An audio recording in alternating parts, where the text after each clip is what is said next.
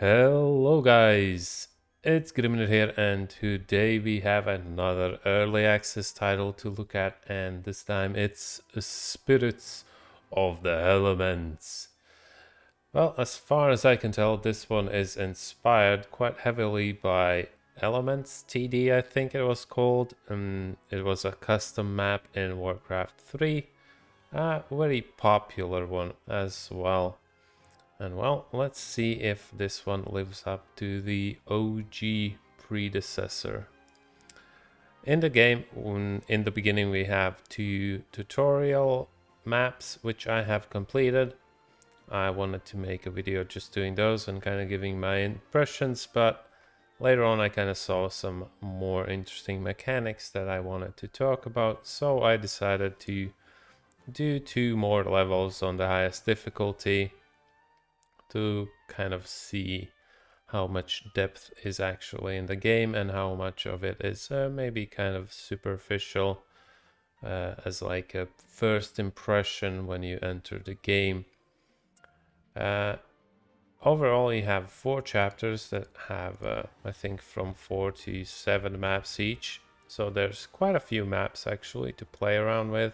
I think it's, yeah, that's 19 maps excluding these tutorial ones.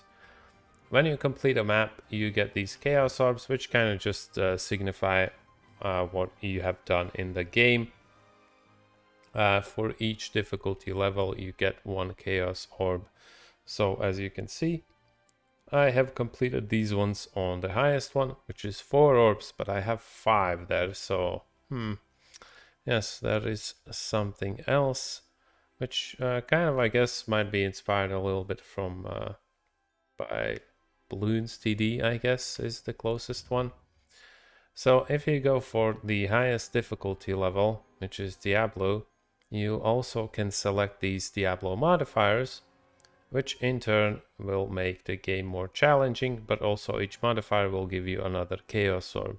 So if you're a completionist, that's kind of the main idea, is for you to do all of the levels with all of the modifiers on at once on the highest difficulty, which probably is really hard, but that's not what we are going to do here today. I will do this map that I have not played yet, really. I will put it on Diablo without any modifiers, just so we can all concentrate on the game a little bit. As you can see, this is where the monsters start. This is kind of the spawner of the mobs, and here on with the yellow line you have a flyer path, which you will never change into in a level, as far as I know at least. You can't change the path, it will always go like this in this particular level. However, if you look at this path, you can actually change it. Yes, we can block it off in specific spots. We can make it weave around like crazy and do all kinds of things. I will return these real fast and talk about them in general. These are blessings. You get a couple of them every level, like in the beginning of the level, and then as you progress, you will gain more of them. Also on that, there's the UI. As you can see, this is stage 1 of 5. Every time you get to the skull, you will get a chaos breach. Well, what is a chaos breach? That is more or less a system where you pick one of 3 bad modifiers that the monsters will get, and you also get a specific reward for each one of them. So that's also where you can get these blessings.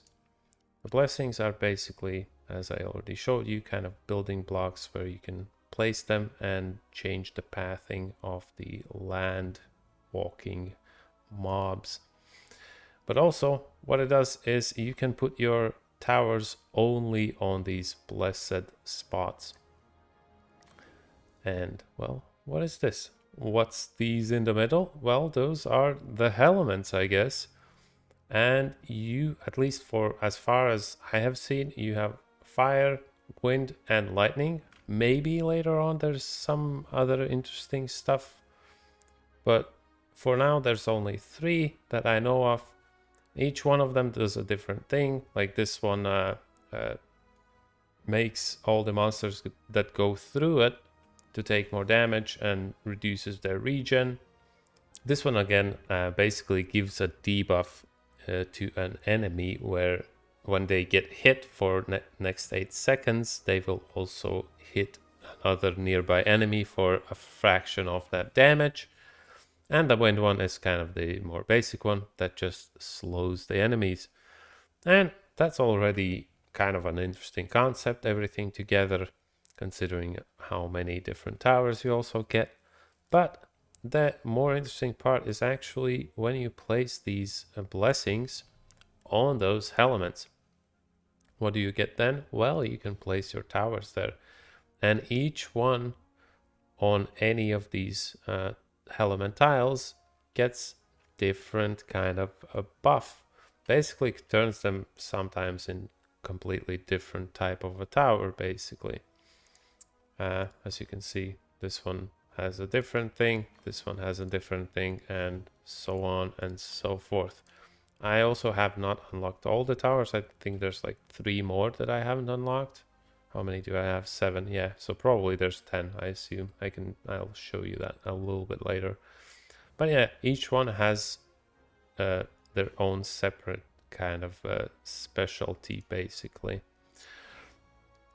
Also, each tower you can look at the upgrade tree, and what you get there is you can look at the different element upgrades, and you can also upgrade each tower 4 times. First time you pick one of them, doesn't matter, you can get these 2 anyway. It's not like you go here and then you can pick only this one. You pick one of them, you pick one of these, and then when you pick one of these, you do actually lock yourself into that path, which are some pretty cool towers, I have to say. Like this one, for example, the explosive spirit can have like a black hole that sucks in enemies and explodes. Then there's elite hunter, that's kind of more boring but deals more damage to elites, and cluster bombs, which just makes a little bunch more explosions around the original projectile. And you can even call upon a large meteor to destroy stuff. Each one of these towers, as far as I know, has pretty much the same kind of layout. Each one has different specialties, and quite often you actually have those last upgrades actually do change the tower quite significantly. So I'd say you can need to upgrade your towers pretty quickly. Okay, let's stop talking about this and actually play the game. I'm not gonna do very well here. I'll just try to kind of do very basic stuff and just, place stuff and probably die at some point. I'll just put down one of the basic towers and this fiery boy. You can also change the priority. I will change this to strongest. There are some problems with all of this, but I will tell you about that a little bit later. As you can see, our guys are doing a pretty good job for now. You can speed this up, which is very good. I hate when some games lock you out of that option early on. It's pretty stupid. This one doesn't do that. Let's just go for, well, let's upgrade one of my guys. Let's give this guy some damage. Why don't we? Okay, next level. It's pretty simple, but most tower defense games are kind of simple on the surface, and then it's kind of difficult to actually pull off some of the maps. Okay, let's maybe put something on here. Yeah, sure, let's put this guy. Like, this is a very short-ranged guy, but he hits multiple times and he has some interesting upgrades as well. As you can see, we put it on the Thunder Hellement, and this one will give him basically faster attacks. It's kind of, you have to get a degree in this tower's terminology, what all of these things do. I kind of don't get his upgrades sometimes, but I haven't played around with them for too much. So let's just get through all of this stuff. And as you can see, Our guy is just going for the spin to win tactic. Very good. And we get the Chaos Breach first one. And as you can see, you can pick one of these, and each one has a negative kind of trait. These vary. You can have ones that give you just negative traits for this one breach, and later on you get some stuff that affects all the monsters after the breach as well. So I will go for the blessings. I kind of usually go for those because it's very nice that you can customize change the pathing and stuff like that. So that's pretty cool. Let's just go for it and see how these guys do. Okay, seems about good. Yeah. So these are elites. They have some specific things. Like some of the towers, like, oh, this tower slows something, but then it says that it doesn't slow them as much. But they're just kind of stronger counterparts of normal enemies. As you can see, it warns you for the first time when a flyer appears. So next level is flyers, and they will go along this path. But you have to pay attention because this guy, he cannot attack air. He also cannot attack air. When we click on these, you can see flyer targeting enabled. That means they can attack flyers. There's also some upgrades actually that can enable some monsters to do air as well. But I won't get into that one too much. Well, I guess I'll just upgrade this guy, and well, let's maybe put down one of these boys. He's kind of he has really crazy range. I actually don't like him too much because he's kind of weak, but he has some cool things, like if you place him on the thunder one, I think, or the fire, I don't remember.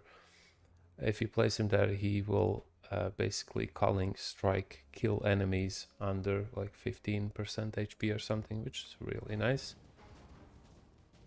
As you see, this guy prioritizes air, of course. He's going there. We're not doing super great, but yeah, that's not really the point. Yeah, okay, let's just upgrade this guy, I guess. Sure, let's go for that and reduce armor. Why not? It's a good idea to reduce the armor. One of the bad things here is I don't really like it when you look at these. You see their base stats. You do not see like exactly how, like, yeah, we're getting screwed here. You don't see exactly how much damage this one guy does. You kind of see the base stats of him. So that's something that I would not really, that I would love to be changed actually. Okay, I'll exit this level. It saves when you quit, so that's fine. But yeah, I will probably stitch on some real end game-ish recording with more monsters there and more towers, so just so you can see what's going on with that, because it is actually kind of cool.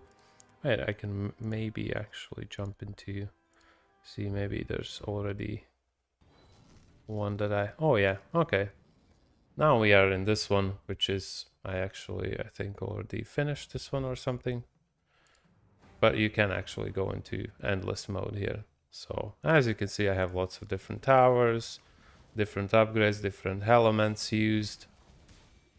And I've set up so they pass through different damaging, but like debuffing zones, like this one and this one. And then later on, other stuff as well. I think here I'm probably gonna get rolled. I don't know, actually, still doing pretty good. Have a lot of money, could build a lot of stuff, but yeah. As you can see, yeah, it's pretty cool. There's a lot of towers, a lot of different upgrades. Each one does their own thing. This guy's, he curses stuff. You can make him, when he curses stuff, the cursed enemies explode, dealing damage to others around them and stuff like that, which is really awesome. It kind of reminds me, some of these upgrades feel like the developer has played Path of Exile, because a lot of them do seem pretty PoE inspired. So yeah, let's just launch another level and get completely annihilated, possibly. Just upgrade something. Okay, deal more damage the higher the enemy's maximum health is. That's pretty cool. And after this, I will show you the kind of out of the level, out of stage progression system, which is nothing too crazy. Okay, let's just go back, quit to menu. Also, the settings menu is pretty nice too. I would say for kind of most of these tower defense games, you don't really get too many options. But in this one, it seems pretty solid actually, especially the frame rate limits. Very good. You can uncap it, you can cap it at very decent popular frame rates. Nothing too crazy, but you have all the control you need. And speaking of controls, you can also set up your own controls. And then when you complete levels, you get these runes. And what these runes do is each one of these towers or monsters, whatever you want to call them, has 3 different paths, and well, you need to unseal them. Well, basically in the beginning you can only upgrade each one of these monsters up to here. You can pick one of these, but then you can't get these more specialized upgrades. But yeah, you can unlock them with those seals. I don't know, maybe later on there's some more interesting stuff to this, but I have not really seen anything so far. But yeah, either way, it's pretty cool. Let's just unseal something, whatever. So yeah, as you can see, it's actually a pretty decent game. I mean, I didn't show you the biggest stuff. I didn't show you all of the upgrades and everything exactly. But I don't think you really need to see that right now. You just need to see the potential that the game has. And I would say that it has quite a bit of potential. I hope that the developer actually adds more towers, maybe some more customization outside of the level. Because like I was kind of disappointed by this. I thought that this game will have more options, like basically having it so where each one of your towers has like, I don't know, like 10 very different kind of outcomes depending on what you upgrade. Which, I mean, technically they have. Yeah, you can have like these upgrades, all 4, or have these upgrades. It's a different one, but it doesn't really change much. So yeah, I wish they would add a little bit more, but I don't know, maybe it's just me. I like overly complex things. But yeah, well, I'll quit rambling here and I will, I guess, see you next time. Oh, yeah, by the way, this game is, I think, 10 euros right now on Steam. So yeah, if you really enjoyed it, then check it out and buy the game and play it for yourself, and maybe give me some comments on how you enjoyed it and what's your favorite tower. Yeah, I'll see you on the next one. Bye.